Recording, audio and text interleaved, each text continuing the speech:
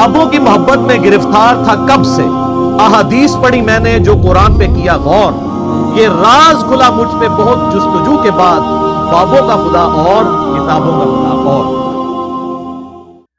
کہ کسی سیاسی لیڈر یا صحافی سے اختلاف کا مطلب یہ نہیں کہ آپ اسے زیرو سے ملٹیپلائی کر دیں، یا ایون کسی مذہبی لیڈر کو بھی اچھی باتوں کی تعریف کریں۔ میں دیکھیں تقی عثمانی صاحب کی ہمیشہ تعریف کرتا ہوں اسلامک بینکنگ والے مسئلے میں، حالانکہ مجھے ان سے بنیادی اختلافات ہیں، لیکن یہاں پہ ہمارے ملک کے اندر جب کسی سیاسی لیڈر سے اختلاف ہوتا ہے تو زیرو سے ملٹیپلائی کر دیتے ہیں دوسرے کو، سارے ہی کرتے ہیں آلموسٹ۔ جن چیزوں میں آپ لوگ خود مان چکے ہیں اس میں تو کم از کم خیال کریں نا۔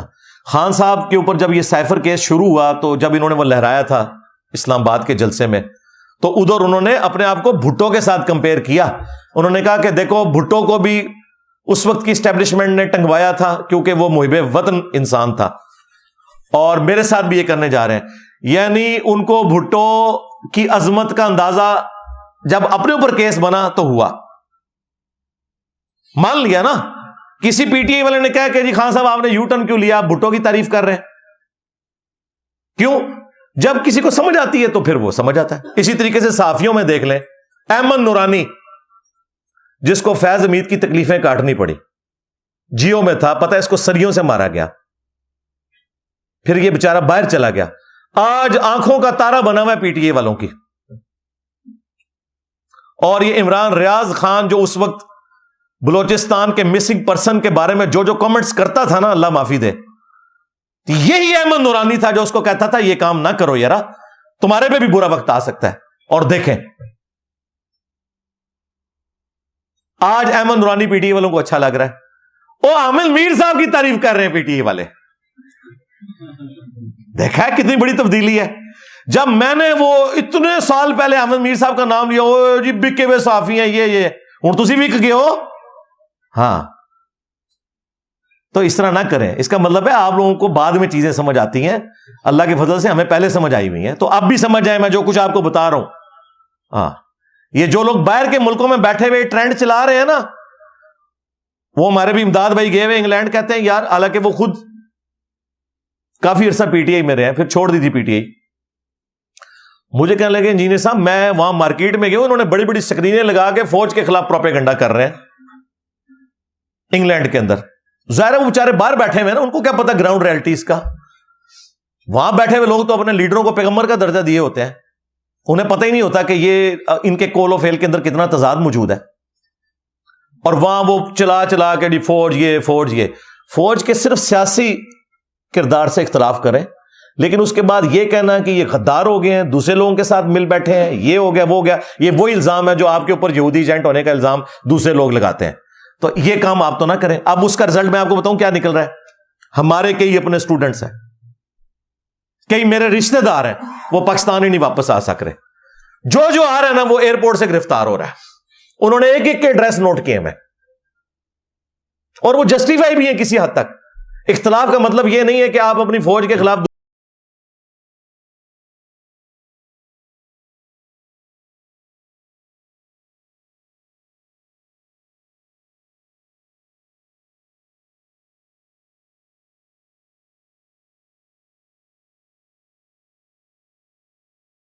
باجوہ صاحب نے کہا تھا نا آپ کا تو 4 سال کا تجربہ ہے، ہمارا حکومت فارغ کرنے کا 70 سال کا تجربہ ہے۔ تو اسی شاہی کوئی نہیں ہو خان صاحب۔ اور دیکھیں باجوہ صاحب نے خان صاحب کی حکومت لپیٹ دی، جس نے لانچ کیا تھا نا اسی نے لپیٹ کے بھی گیا، وہ اس نے ثابت کیا کہ ہم آج بھی طاقتور ہیں۔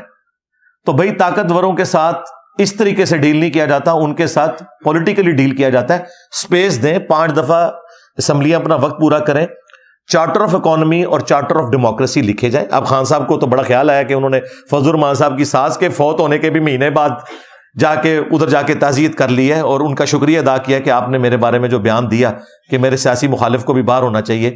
تو کل تک جب اس کو ڈیزل کہتے تھے آپ، تو آج پی ٹی آئی والوں کو چاہیے کہ اب خان کو پھر پٹرول نام رکھ دیں اس کا، کیونکہ پٹرول اور ڈیزل ہی بائی بائی ہو سکتے ہیں نا۔ تو میں نام رکھنے پہ آیا نا تو آپ لوگ میرا مقابلہ ہی نہیں کر سکتے۔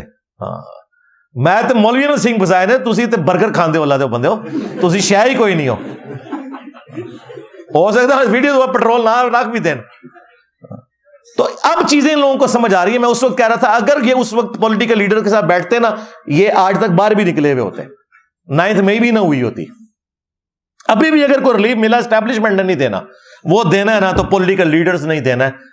اگر جو بھی نیکسٹ پرائم منسٹر بنا نا اس کے دور میں کوئی ریلیف ملے تو ملے, اس سے پہلے کوئی نہیں ملنا. اور وہ بھی سائفر کیس خطرناک ہے, مجھے نہیں پتا اس کو کس طریقے سے کنکلوڈ کریں گے. یہ تو یہ وقت کے ساتھ سمجھ آتی ہے.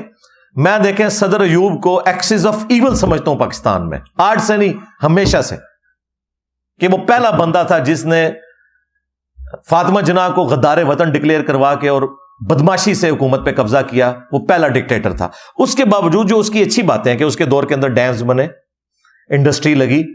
ہاں ایک غلط چیز بھی ہوئی کہ قرضے بہت ہم نے اٹھا لیے, وہ ایک معاملہ الگ تھا.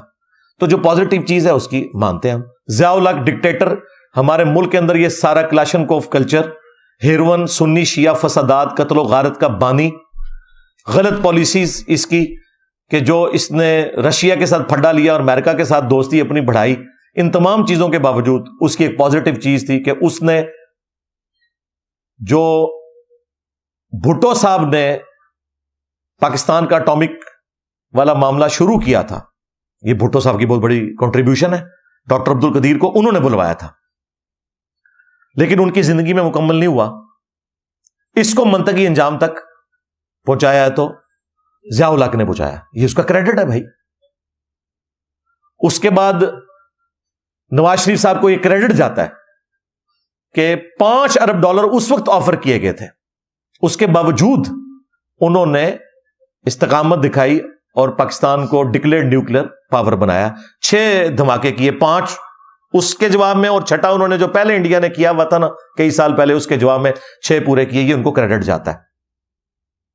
موٹر وے بنوائی انہوں نے. آپ کے ملک کے اندر اس وقت سب لوگ بات کرتے تھے, اس وقت 35 ارب کی موٹر وے بنی تھی, آج 3500 ارب کی بھی نہیں بنا کے آپ دے سکتے, اور آپ کی لائف لائن بنی ہوئی ہے. تو یہ ان کی کنٹریبیوشن ہے. بے نظیر بھٹو, جان پہ کھیل کے اس عورت نے میزائل ٹیکنالوجی پاکستان کے لیے لی ہے.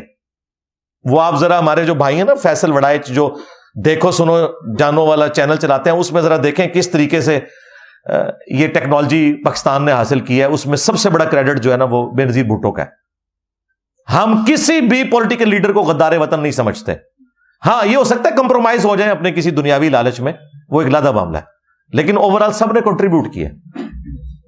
اس کے بعد سب سے بڑا بدماش جو تھا مشرف, میں اس سے سخت اختلاف رکھتا ہوں کہ اس نے پاکستان کو امریکہ کی جنگ میں جھونک دیا, اور اس وقت جو افغانیوں میں نفرت ہے ہمارے بارے میں مشرف کی وجہ سے, چند ڈالرز کے پیچھے اس نے ہمارا اتنا بڑا نقصان کیا. ہمارے فوجی شہید ہوئے, عوام شہید ہوئی, علماء شہید ہوئے, دشمنیاں بن گئی 2 ملکوں کے درمیان جو دونوں مسلمان تھے. اس کے باوجود ایک اس کے کریڈٹ میں چیز ہے, نیسکوم کا ادارہ اس نے بنایا. میزائل ٹیکنالوجی جو بے نظیر بھٹو نے صرف شروع کی تھی, اس کو ایپیکس تک پہنچایا مشرف صاحب نے. اور یہ وہ دور تھا جب میں بھی انہی اداروں میں سے ایک ادارے میں جاب کرتا تھا, اس لیے مجھے فرسٹ ہینڈ نالج ہے اس حوالے سے. اس لحاظ سے مشرف صاحب کی بہت بڑی کنٹریبیوشن ہے. اس کے بعد آگے زرداری صاحب کی گورنمنٹ آ گئی. اپنی تمام کمزوریوں کے باوجود 5 سال وہ بجلی نہیں پوری کر سکے, لوڈ شیڈنگ 8-9 گھنٹے تک چلی گئی. لیکن ایک ان کی خوبی تھی, بے نظیر کی شہادت کے بعد انہوں نے بجائے کوئی فتنہ کھڑا کرنے کے, 9 مئی کروانے کے, انہوں نے معاملات کو سیٹل کیا. اگرچہ 3 دن جو کچھ ہوا وہ ہوا, لیکن بعد میں انہوں نے اپنے معاملات کو سیٹل کیا اور بے نظیر انکم سپورٹ پروگرام شروع کیا. یہ بہت اچھا پروگرام جس کو پوری دنیا نے مانا, اور اس پروگرام کو پھر بعد والی حکومتوں نے بھی چلایا. یہ بہت بڑی کنٹریبیوشن ہے. اس کے بعد نواز شریف صاحب آئے, میں تو کنکلوڈ کر بیٹھا تھا پتہ نہیں اب بجلی ہماری پوری ہوگی کہ نہیں. انہوں نے بجلی والا معاملہ 3 سال لگا کے اس کو, اب بھی پاکستان کے پاس فالتو بجلی ہے. وہ آئی پی بیس والا جو چکر ہوا ہے نا, وہ ایک علیحدہ چکر ہے. وہ اس کے ساتھ سی پیک نے کمپلیٹ ہونا تھا. سی پیک اگر کمپلیٹ ہو جاتا نا تو بجلی ہمیں سستی ملتی. وہ آدھا کام تو ہو گیا کہ ہم نے کارخانے تو لگا لیے مہنگے مہنگے, اور ان کے بجٹ جہاں سے میٹ ہونے تھے وہ سی پیک جو آ کے خان صاحب کی گورنمنٹ میں رک گیا. اگر وہ ہو جاتا ہے, انڈسٹریل زون بن جاتے تو یہ بجلی ہماری ضرورت تھی. یہ چیزیں جڑی ہوئی ہیں. آپ کو ایک رخ بتایا جاتا ہے, دوسرا رخ کا پتہ ہی نہیں ہے. خیر بجلی انہوں نے پوری کی, اور اس کے بعد ڈان لیگز والا معاملہ جو ہوا، میں اس میں ان کے ساتھ ہوں، بعد میں ہم نے بھی مانا سب نے، میں تو اس وقت بھی کہتا تھا کہ یہ ٹھیک ہے، ایف اے ٹی ایف کی تلوار آئی، ڈان لیگز ہی ہماری جو ہے وہ پالیسی بن گئی، ٹھیک ہے۔ اس کے بعد جب عمران خان صاحب آئے یا لائے گئے جس طریقے سے بھی، لیکن الٹیمیٹلی انہوں نے اپنے دور حکومت کے اندر میں سمجھتا ہوں یہ جو صحت کارڈ والا معاملہ شروع کیا، جو سٹارٹ تو نواز شریف صاحب کی گورنمنٹ میں ہوا تھا لیکن اسے منطقی انجام تک انہوں نے پہنچایا، پھر یو این او میں یا باقی فورمز کے اوپر اسلامو فوبیا کے حوالے سے جو اویئرنیس دی خان صاحب نے، اس زمانے میں میری ویڈیوز آ رہی تھی، لوگ سمجھ رہے میں خان کو سپورٹ کر رہا ہوں، نہیں بھائی، وہاں جا کے کوئی پاکستانی نان مسلم بھی اگر اسلامو فوبیا کے حوالے سے بولے گا، اسلام کے حق میں بولے گا، میں اس کی بھی تعریف کروں گا۔ میرا کرائٹیریا خان یا نواز شریف نہیں ہے، ہمارا کرائٹیریا جو ہے وہ قرآن و سنت ہے، یا اس کے بعد اگر کوئی چیز ہے تو وہ پاکستان کے ساتھ ہمارا جو ریلیشن ہے وہ ہے۔ تو یہ سارے کا سارا معاملہ ہوا، اس تو بعد جو کچھ ہوا وہ تو پھر اللہ معافی، ہوں تک جو کچھ ہو رہا ہے۔ لیکن میں آپ کو بتا رہا ہوں کہ ہر بندے کی کوئی نہ کوئی کنٹریبیوشن ہے اور کمزوریاں ساروں میں موجود ہیں۔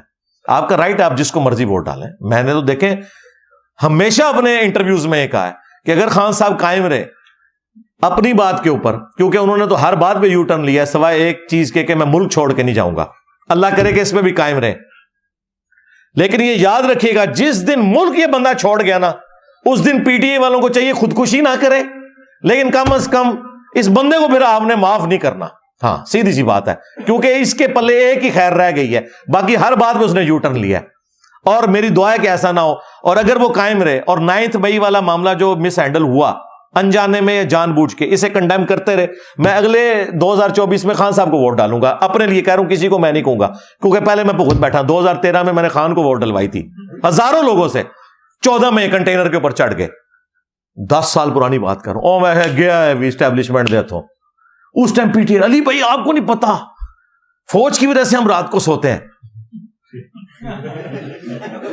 اور آج فوج کو یہ لوگ گالیاں دے رہے ہیں۔ مجھے پتا تھا یقیناً فوج کی کنٹریبیوشن اپنی جگہ، لیکن سیاست میں جو اسٹیبلشمنٹ لچ فرائی کرتی ہے وہ غلط ہے۔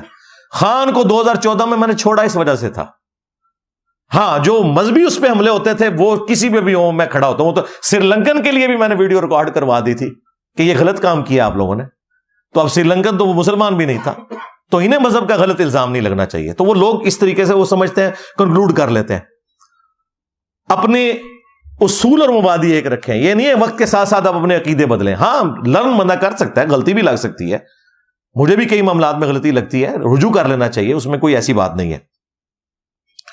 اور فرقوں کی دکانیں بند، the damage has been done۔